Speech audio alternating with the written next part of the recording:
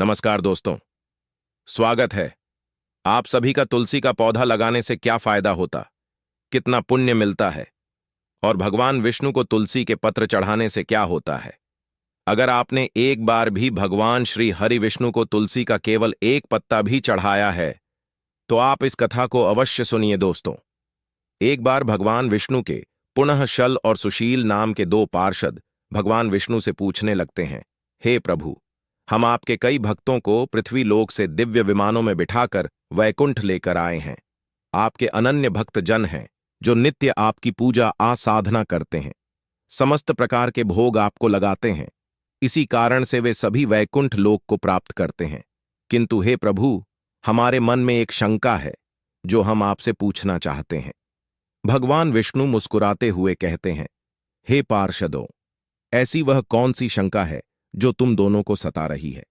तुम्हारे मन में जो भी शंका हो निसंकोच होकर पूछो, मैं तुम्हारी शंका का समाधान अवश्य करूंगा। पार्षद कहने लगते हैं, प्रभु, आज हमने एक ब्राह्मण को विमान में बिठाकर वैकुंठ लोक लेकर आए हैं। उस ब्राह्मण ने तो कभी विधि विधान से आपकी पूजा भी नहीं की और ना ही कभी उसने एकादशी का व्रत किया है। फिर भी आपने उस ब्राह्मण को वैकुंठ लोक लाने को क्यों कहा? ऐसा कौन सा कार्य उस ब्राह्मण ने किया है? कृपया आप हमें बताने की कृपा करें। हम उस ब्राह्मण के उस महान पुण्य के बारे में जानने के इच्छुक हैं। भगवान विष्णु कहते हैं, हे पार्षदों, तुमने उचित ही प्रश्न किया है। वह ब्राह्मण निश्चित ही विष्णु लोक जाने का अधिकारी था। इसी कारण से ही हमने तुम दोनों को उसे वैकुंठ लोक लाने की आज्ञा दी थी। तुम्हारी इस शंका को दूर करने के लिए मैं तुम दोनों को उस ब्राह्मण की कथा सुनाता हूं। इस कथा के माध्यम से तुम्हें तुम्हारे सभी प्रश्नों के उत्तर मिल जाएंगे। इसीलिए तुम दोनों ही इस कथा को ध्यान से पूरा जरूर सुनना। जो भी इस कथा का श्रवण करता है उसके समस्त पापों का नाश होकर उसे भी वैकुंठ लोक में स्थान मिलता है। पार्षद कहने लगते हैं, हे प्रभु, हम बहुत भाग्यशाली हैं कि आपके मुख से हमें यह कथा सुनने को मिल रही है। कृपया आप हमसे उस कथा को कहिए। हम एकाग्र चित्त होकर इस कथा का श्रवण करेंगे। फिर भगवान विष्णु कथा सुनाने लगते हैं। प्राचीन काल में कांचीपुरा चोल नाम के एक चक्रवर्ती सम्राट राज्य करते थे। उनके अधीन जितने भी देश थे वे सभी चोल नाम से ही विख्यात हुए थे। महाराज चोल इस भूमंडल पर शासन करते थे। उनके राज्य में कोई भी मनुष्य दरिद्री, दुखी तथा रोगी नहीं रहता था। उनकी समस्त प्रजा अत्यंत संतुष्ट और सौभाग्यशाली थी। महाराज चोल ने कितने ही यज्ञ किए जिनकी कोई गणना नहीं हो सकती। उन्होंने ताम्रपर्णी नदी के किनारे अनेक आश्रम बनवाए, आर्षि मुनियों के लिए यज्ञ आदि धार्मिक कार्य करने के लिए स्थान उपलब्ध करवाया, अनेक पोखरे खुदवाए। फिर एक दिन महाराज चोल अनंत क्षण नाम के तीर्थ में गए। वहां पर भगवान विष्णु का अत्यंत सुंदर मंदिर था। उस मंदिर में भगवान विष्णु की एक अत्यंत सुंदर मूर्ति थी। महाराज ने भगवान विष्णु की विधि विधान से पूजा की। उन्हें माणिक, मोती, सुवर्ण आदि से बने हुए सुंदर सुंदर रत्न चढ़ाए तथा अनेक प्रकार के फूलों से भगवान का पूजन किया और उन्हें साष्टांग प्रणाम किया। प्रणाम करके वे उसी मंदिर में आसन पर बैठ गए। फिर कुछ देर बाद उस मंदिर में एक गरीब ब्राह्मण आया जो उन्हीं के कांची नगर का निवासी था। उनके हाथ में पूजन की सामग्री और तुलसी दल था। उस ब्राह्मण का नाम विष्णुदास था। महाराज की नजर उस गरीब ब्राह्मण पर पड़ी। वह ब्राह्मण मंदिर में प्रवेश करके भगवान विष्णु की मूर्ति के पास गया और भगवान विष्णु का नाम स्मरण करते हुए उसने भगवान की मूर्ति पर तुलसी दल और मंजरी रख दी और प्रणाम करने लगा। महाराज चोल ने पहले जो रत्न, माणिक तथा सुवर्ण से भगवान की पूजा की थी वह उस ब्राह्मण के तुलसी पत्र के नीचे ढक गई, जिसे देखकर महाराज को बड़ा क्रोध आ गया। महाराज कहने लगे, अरे ब्राह्मण, तुम्हें दिखाई नहीं दे रहा है क्या हमने भगवान की विधि विधान से पूजा की है? उन पर सुवर्ण, माणिक, मोती से बने आभूषण चढ़ाए हैं और तुम मूर्ति पर यह पेड़ के पत्ते डालकर शोभा क्यों बिगाड़ रहे हो? बताओ, तुमने ऐसा क्यों किया? मुझे तो ऐसा जान पड़ता है कि तुम बड़े ही मूर्ख हो। सुवर्ण के आभूषणों से भगवान की मूर्ति कितनी शोभा पा रही, किंतु तुमने तो पूजा स्थल को गंदा कर दिया। क्या तुम्हें इतनी भी समझ नहीं है भगवान की पूजा कैसे की जाती है? लगता है तुम्हें पता नहीं है भगवान विष्णु की पूजा कैसे की जाती है। तभी तुमने अत्यंत सुंदर आभूषणों से सजाई हुई भगवान की मूर्ति को पत्तों से ढक दिया है। तुम्हारे इस विचित्र बर्ताव पर मुझे बड़ा आश्चर्य हो रहा है। फिर वह विष्णुदास ब्राह्मण बोलने लगा, हे राजन, आपको ही भक्ति का कुछ पता नहीं है। आपको आपके धन पर बड़ा घमंड हो रहा है, इसीलिए आपको तुलसी के पत्र मामूली पेड़ के पत्ते लग रहे हैं। फिर महाराज चोल कहने लगे, हे ब्राह्मण, तुम किस बात का गर्व कर रहे हो? लगता है तुम्हें तुम्हारी भक्ति और ज्ञान पर बड़ा घमंड हो गया है। बताओ, तुम्हें कितनी भक्ति है? अगर तुम भगवान को प्रिय होते, अगर तुम्हारी भक्ति से भगवान प्रसन्न होते, तो तुम दरिद्री ना रहते। लगता है तुमने भगवान विष्णु को प्रसन्न करने के लिए कभी यज्ञ दान आदि कार्य भी नहीं किए हैं, इसीलिए तुम निर्धन ही हो। भगवान विष्णु की कृपा के कारण ही मैं कांचीपुरम का सम्राट बना हूं और मेरे पास सब प्रकार के ऐश्वर्य है। अगर तुम्हें तुम्हारी भक्ति पर इतना ही विश्वास है तो आज ही इसका फैसला हो जाए। महाराज कहने लगे, यहां पर उपस्थित सभी ब्राह्मण कान खोलकर सुन ले। इस ब्राह्मण में और मुझ में कौन सबसे पहले भगवान विष्णु के दर्शन करता है? जो भी भगवान विष्णु को प्रसन्न करके सबसे पहले उनके दर्शन करेगा, केवल वही सर्वश्रेष्ठ भक्त कहलाएगा। इससे समस्त लोगों को पता चल जाएगा कि किसमें कितनी भक्ति है। फिर उस ब्राह्मण ने महाराज चोल की शर्त स्वीकार कर ली और अपने घर चला गया। फिर महाराज चोल भी अपने राज्य भवन को चले गए। महाराज चोल ने महर्षि मुद्गल को बुलाकर बड़े वैष्णव यज्ञ का अनुष्ठान करने का निर्णय लिया। फिर समस्त आर्षगण और मुद्गल आर्ष भी महाराज के यज्ञ में पधारे और सभी ने मिलकर वैष्णव यज्ञ का आरंभ किया। उन्होंने बहुत सारा धन और अन्न खर्च किया, अनेक ब्राह्मणों को बुलाकर भोजन कराया और दान धर्म किया। उधर विष्णुदास भी अपने घर चला जाता है और घर पर ही भगवान विष्णु का पूजन करने लगता है। उसके घर के सामने अनेक तुलसी के पौधे लगे हुए होते हैं। वह नित्य उनकी देखभाल करने लगता है। रोज सुबह उठकर तुलसी के पौधों को जल देता है और भांति भांति प्रकार से उन पौधों का पालन पोषण करता है। गुरुवार को बिना छूके तुलसी के पौधे में गाय का कच्चा दूध डालने लगता है। उठते बैठते चलते भोजन करते समय वह भगवान विष्णु का नाम स्मरण करने लगता है। वह द्वार पर आए हुए समस्त प्राणियों में भगवान विष्णु को ही देखकर उनकी सेवा करने लगा। इस प्रकार से महाराज चोल वैष्णव यज्ञ दान धर्म आदि से भगवान विष्णु का पूजन करने लगे और विष्णुदास अपने घर पर ही तुलसी के पौधों को जल चढ़ाकर भगवान विष्णु का नाम स्मरण करते हुए उनकी भक्ति करने लगे। कुछ समय बीत जाने के बाद एक दिन विष्णुदास ने नित्य कर्म से निवृत्त हो जाने के बाद भोजन तैयार किया और तुलसी को जल चढ़ाने के लिए चला गया। फिर जब उसने घर के अंदर आकर देखा तो किसी ने उसके भोजन को चुरा लिया था। विष्णुदास ने देखा घर के अंदर से भोजन गायब है। फिर उन्होंने दोबारा भोजन नहीं बनाया, क्योंकि उन्हें सायंकाल की पूजा के लिए समय कम पड़ रहा था, जिससे उनका प्रतिदिन का नियम भंग हो जाएगा। इसीलिए वे भूखे ही रह गए। फिर दूसरे दिन उन्होंने भोजन तैयार किया और तुलसी पत्र डालकर घर के अंदर रखकर तुलसी को जल देने के लिए चले गए। फिर से किसी ने उनके भोजन को चुरा लिया। जब विष्णुदास घर के अंदर आए तो उन्होंने देखा कि आज फिर किसी ने उनका भोजन हड़प लिया है।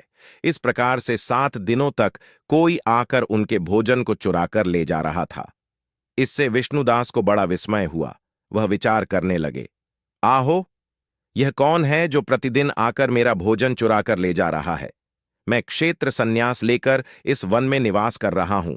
अब मैं इस स्थान का भी परित्याग नहीं कर सकता। अब इस प्रकार से मैं कैसे भोजन करूं? प्रतिदिन भूखा रहकर मैं कैसे जीवित रह पाऊंगा? अगर इस प्रकार से ही चलता रहा तो मेरी मृत्यु हो जाएगी। अच्छा, आज मैं खुद अपने द्वारा बनाए गए भोजन की रक्षा करूंगा। देखता हूं कौन आकर मेरा भोजन चुराकर ले जा रहा है। इतना सोचकर वह ब्राह्मण भोजन बनाकर घर में रख देता है और पास ही एक जगह पर छिपकर खड़ा हो जाता है। इतने में ही एक दुबला पतला चांडाल उस स्थान पर आता है और ब्राह्मण के द्वारा बनाया हुआ भोजन चुराने लगता है। उसे देखकर ब्राह्मण विष्णुदास को उस पर बड़ी दया आ गई। उस चांडाल का शरीर अत्यंत दुर्बल था। उसके मुख पर दीनता छा रही थी। शरीर में हड्डी और चमड़ी के अलावा कुछ नहीं बचा था। जैसे ही वह चांडाल भोजन चुराकर जाने लगा, विष्णुदास ने उस चांडाल से कहा, हे भाई, जरा ठहरो, क्यों रूखा सूखा खाते हो? साथ में यह घी भी ले जाओ। ब्राह्मण की आवाज सुनते ही वह चांडाल बड़े वेग से भागने लगा और मूर्छित होकर गिर पड़ा। उस चांडाल को मूर्छित होकर पड़ा देखकर विष्णुदास शीघ्रता से चलकर उसके पास गए और उसके मुख में पानी डालने लगे। तदनंतर जब वह चांडाल उठकर खड़ा हुआ तो ब्राह्मण ने उससे पूछा, हे भाई, तुम कौन हो? तुम अत्यंत भूखे दिखाई पड़ रहे हो। यदि तुम्हें भोजन चाहिए तो मुझसे कह देते, मैं तुम्हें सारा भोजन दे देता। ब्राह्मण की बात सुनकर वह चांडाल मुस्कुराने लगा और उसने अपना असली रूप धारण किया। वह चांडाल कोई और नहीं बल्कि साक्षात भगवान विष्णु ही थे। हाथ में शंख चक्र गदा धारण किए हुए, कटी में पीतांबर, मस्तक पर किरीट शोभा पा रहे थे। अपने प्रभु को साक्षात अपने सामने खड़ा हुआ देखकर विष्णुदास को बड़ा आश्चर्य हुआ और वे भगवान को बारंबार प्रणाम करने लगे। भगवान विष्णु उस ब्राह्मण से कहने लगे, हे विष्णुदास, मैं तुम्हारी भक्ति से अत्यंत प्रसन्न हूं। तुमने नित्य जो तुलसी की पूजा की है और अपने द्वार पर आए अतिथियों का पूजन किया है, इससे मैं संतुष्ट हो गया हूं। मैं तुम्हारी भक्ति से प्रसन्न होकर तुम्हें दर्शन देने के लिए ही आया हूं। अब तुम इस दिव्य विमान में बैठकर वैकुंठ चलकर मेरे साथ वहीं पर निवास करो। इतना कहकर भगवान विष्णु वहां से अंतर्ध्यान हो गए। फिर वह ब्राह्मण दिव्य विमान में बैठकर वैकुंठ लोक जाने लगा। उसी समय महाराज चोल ने जब देखा कि एक दिव्य विमान में बैठकर वह विष्णुदास ब्राह्मण वैकुंठ लोक जा रहा है तो उन्हें बड़ा आश्चर्य हुआ। उन्होंने तुरंत आर्षि मुद्गल को बुलाया और उनसे कहने लगे, हे महर्षि, मैंने उस ब्राह्मण के साथ शर्त लगाई थी कि किससे पहले भगवान विष्णु दर्श देंगे। मैंने यह महाविशाल वैष्णव यज्ञ किया तथा दान धर्म आदि का अनुष्ठान किया है, किंतु वह ब्राह्मण मुझसे पहले ही दिव्य विमान में बैठकर वैकुंठ लोक जा रहा है। मैंने ऐसा कौन सा कार्य नहीं किया है जिससे भगवान विष्णु मुझ पर प्रसन्न नहीं हुए हैं। मैंने विधि विधान से भगवान का पूजन किया है तथा समस्त ब्राह्मणों को दान दक्षिणा दी है, किंतु अभी तक भगवान विष्णु मुझ पर प्रसन्न नहीं हुए हैं। इसीलिए मुझे जान पड़ता है कि भगवान विष्णु केवल दान और यज्ञ से प्रसन्न नहीं होते। उस ब्राह्मण ने अवश्य ही मुझसे बढ़कर कोई विशेष कार्य किया है जिससे वह प्रभु के दर्शन का अधिकारी बन गया है। इतना कहकर महाराज अत्यंत दुखी हो गए और उन्होंने अपने प्राण त्यागने का निर्णय लिया। उन्होंने अपने सिंहासन का त्याग किया। उनकी कोई संतान नहीं थी। उन्होंने आजीवन ब्रह्मचर्य व्रत का पालन किया था। इसीलिए उन्होंने अपने भांजे को सिंहासन पर बिठा दिया और फिर वे यज्ञ की अग्नि के समीप गए और उसमें कूदने लगे। तभी देवर्षि नारद उस स्थान पर प्रकट हुए और उन्होंने महाराज को रोक लिया। महाराज देवर्षि से कहने लगे, हे मुनिवर, आज मुझे ना रोकिए। मेरा जन्म विफल हुआ, मेरा सारा यज्ञ और मेरी पूजा भी विफल हो गई। मैंने आजीवन भगवान विष्णु का पूजन किया, यज्ञ आदि कार्य किए, किंतु भगवान विष्णु उस ब्राह्मण पर प्रसन्न हुए। मुझ पर धिक्कार है, तो मैं अपने प्रभु को प्रसन्न न कर सका। देवर्षि कहने लगे, हे राजन, आपने कोई भी अनुचित कार्य नहीं किया है।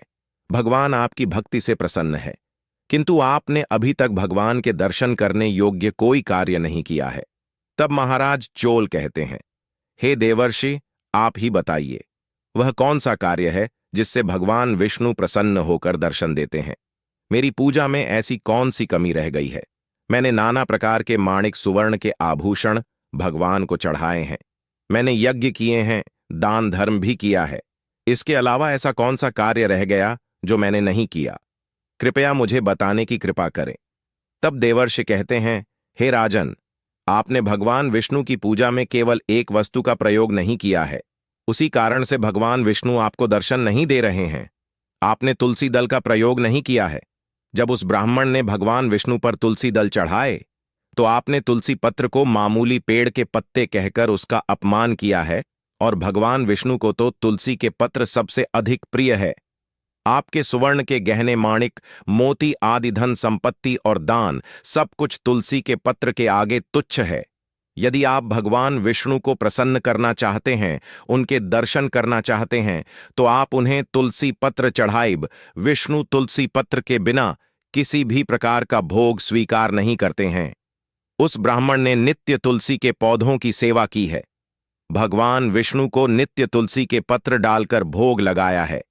इसीलिए उसे भगवान विष्णु के साक्षात दर्शन हुए हैं।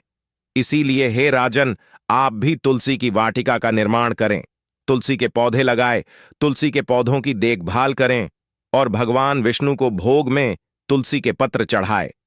देवर्षि के वचन सुनकर महाराज को पश्चाताप होने लगा। उन्हें अपनी भूल समझ में आ गई और फिर उन्होंने अपने राजमहल के पास तुलसी के सुंदर सुंदर पौधों का रोपण किया और नित्य तुलसी को जल देने लगे। भगवान विष्णु को भोग में तुलसी के पत्र चढ़ाने लगे, जिससे उनके सभी दोष समाप्त हो गए। और फिर एक दिन भगवान विष्णु ने साक्षात महाराज चोल को दर्शन दिए और कहने लगे, हे वत्स, मैं तुम्हारी भक्ति से अत्यंत प्रसन्न हूं। तुम्हारे द्वारा चढ़ाए हुए भोग से भी मैं संतुष्ट हूं। इसीलिए अब तुम इस दिव्य विमान में बैठकर वैकुंठ लोक चलो और मेरे साथ निवास करो।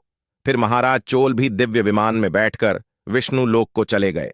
भगवान विष्णु कहते हैं, हे पार्षदों, इस प्रकार से मुझे तुलसी के पत्र सबसे अधिक प्रिय है। केवल तुलसी के पत्र का भोग छड़ने के कारण ही उस ब्राह्मण को विष्णु लोक की प्राप्ति हुई है। भगवान विष्णु के द्वारा इस कथन को सुनकर दोनों पार्षद अत्यंत प्रसन्न हुए और भगवान विष्णु को बारंबार प्रणाम करने लगे। तो दोस्तों, इस प्रकार से भगवान विष्णु को भोग लगाते समय तुलसी के पत्तों का प्रयोग अवश्य करना चाहिए। क्रोध, दंभ आदि का परित्याग करके भगवान विष्णु का पूजन नित्य करना चाहिए। एकादशी का व्रत करके तुलसी के पौधे की अच्छी तरह से देखभाल करनी चाहिए। ब्राह्मणों को दान करना चाहिए, गायों की सेवा करनी चाहिए, मसूर, कांजी तथा बैंगन का सेवन करना छोड़ देना चाहिए। भगवान विष्णु की पूजा करने वालों को इन चीजों का सेवन नहीं करना चाहिए। ऐसा करने से ही मनुष्य को विष्णु लोक की प्राप्ति होती है।